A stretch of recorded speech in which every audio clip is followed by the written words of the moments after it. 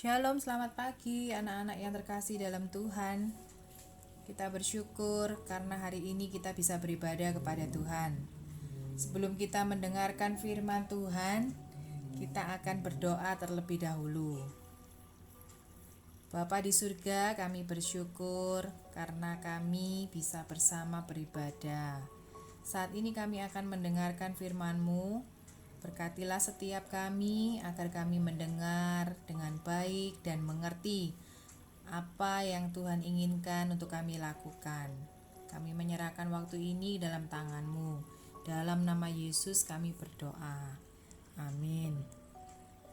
Anak-anak yang terkasih, hari ini kita memasuki pelajaran yang ke-10 dengan judul Allah memilih dan mengubah Yakub. Bacaan Alkitabnya kalian bisa membaca dalam Kejadian pasal 25 hingga Kejadian pasal 33. Anak-anak, apakah kalian tahu apa itu warisan? Coba kalian pikirkan, apa ya itu warisan? Warisan itu adalah sesuatu yang ditinggalkan oleh seseorang kepada ahli warisnya ketika seseorang itu meninggal dunia. Nah, warisan pada umumnya itu berupa barang atau harta benda. Berbicara mengenai warisan, minggu yang lalu kalian telah belajar tentang Abraham. Abraham itu adalah seorang yang kaya. Ketika Abraham meninggal, menurut kalian apa sih yang diwarisi oleh Ishak anaknya? Tentu saja ternak, emas, dan perak.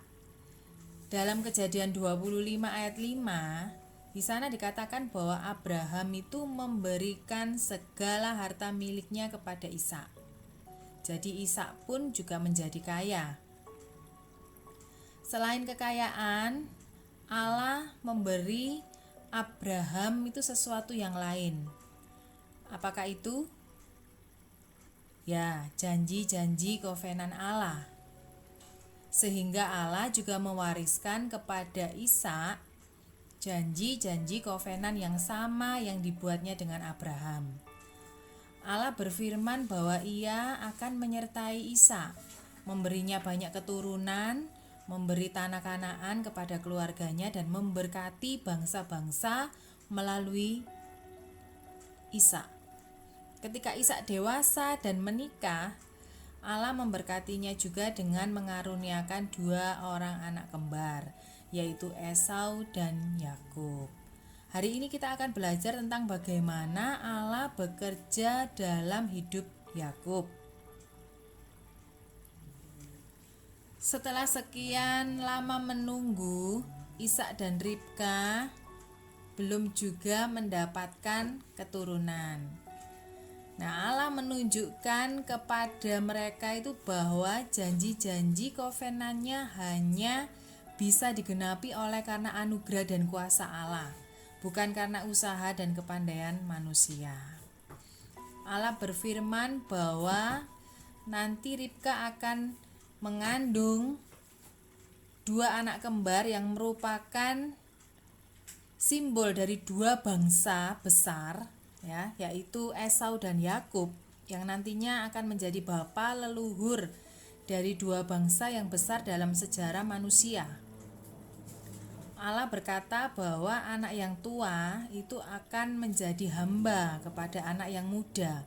Ini berarti bahwa Allah memilih Yakub dan bukan yang sulung, yaitu Esau. Hal ini bertentangan dengan apa yang biasa dilakukan, bahwa anak sulung itu yang biasanya menerima warisan yang lebih besar dan menjadi kepala dalam rumah tangga ketika ayahnya meninggal. Anak-anak yang terkasih dalam Tuhan, ini berarti Allah lebih memilih Yakub daripada saudaranya Esau untuk menjadi pewaris janji-janji kovenan Allah. Janji ini pertama kali diberikan kepada Abraham, lalu kepada Ishak. Allah juga akan memberkati Yakub dengan banyak keturunan dan memberikan tanah Kanaan sebagai warisan.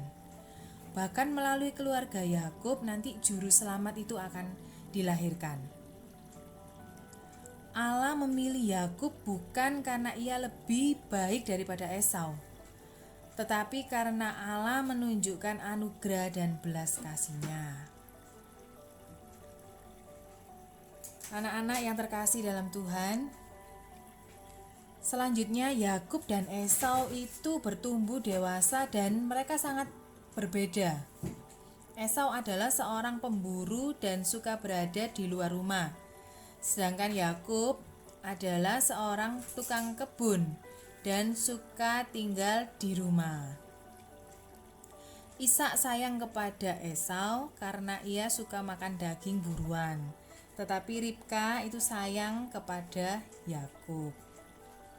Suatu ketika Yakub memanfaatkan Esau untuk mendapatkan hak kesulungan Esau agar hak kesulungan itu jatuh kepadanya, yaitu kepada Yakub.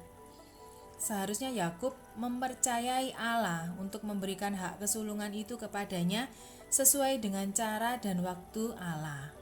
Kemudian Yakub dan ibunya Ribka menipu Ishak untuk mendapatkan berkat hak kesulungan dari ayahnya itu yang seharusnya diberikan kepada Esau.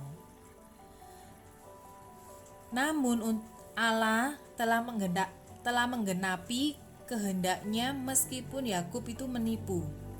Sebenarnya Allah tidak memerlukan tipuan Yakub untuk menggenapi kehendaknya, dan Yakub melakukan kesalahan karena ia telah menipu Ishak. Yakub telah berdosa, dan ingat, dosa itu selalu mempunyai akibat. Apa akibatnya, anak-anak? Esau menjadi marah dan ingin membunuh Yakub, sehingga Yakub harus melarikan diri untuk menyelamatkan nyawanya. Lalu, dalam perjalanannya menuju rumah pamannya yang bernama Laban, Allah memastikan Yakub untuk menerima janji-janji kovenannya melalui sebuah mimpi. Di rumah Laban, Yakub tetap diberkati oleh Allah. Yakub menikah dengan anak-anak Laban, yaitu Lea dan Rahel, lalu mempunyai 12 anak laki-laki dan beberapa anak perempuan. Allah begitu sangat mengasihi Yakub dan memberkati Yakub. Selanjutnya, Allah memerintahkan Yakub untuk kembali ke Kanaan, dan di sana ia harus bertemu dengan Esau saudaranya. Semakin dekat dengan rumahnya, Yakub itu semakin khawatir dan takut karena Esau itu akan membunuhnya, ya. Apa yang dilakukan oleh Yakub saat ia dalam ketakutan? Apakah ia juga akan menggunakan tipu muslihat lagi? Tidak. Allah bekerja dalam kehidupan Yakub sehingga dalam ketakutan Yakub itu berpaling hanya kepada Tuhan dan percaya kepada Allah. Ada hal yang luar biasa juga yang terjadi pada saat itu.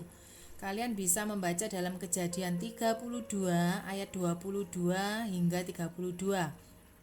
Yang menceritakan bagaimana Yakub itu bergulat dengan Allah.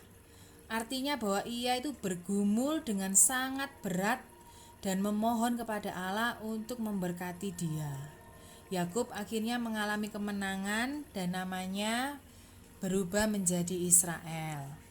Terjadi perubahan yang besar dalam diri Yakub.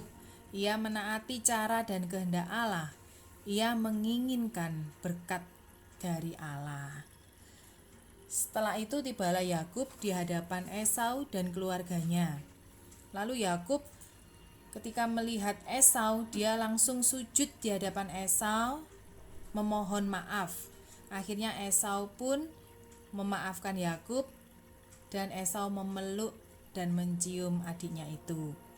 Demikianlah Allah menepati janjinya untuk melindungi Yakub. Bukan hanya itu, Allah juga menepati semua janjinya kepada Yakub. Anak-anak yang dikasihi oleh Tuhan Yesus, janji-janji Allah kepada kita itu juga pasti akan ditepatinya sesuai dengan waktu yang Tuhan tetapkan.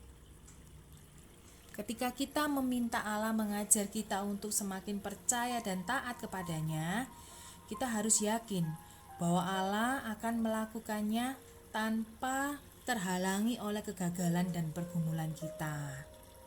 Jadi, hari ini kita bisa belajar bahwa Yakub yang telah menipu Esau untuk memberikan hak kesulungannya dan yang telah menipu Ishak untuk mendapatkan berkat anak sulung tetap dipilih oleh Tuhan.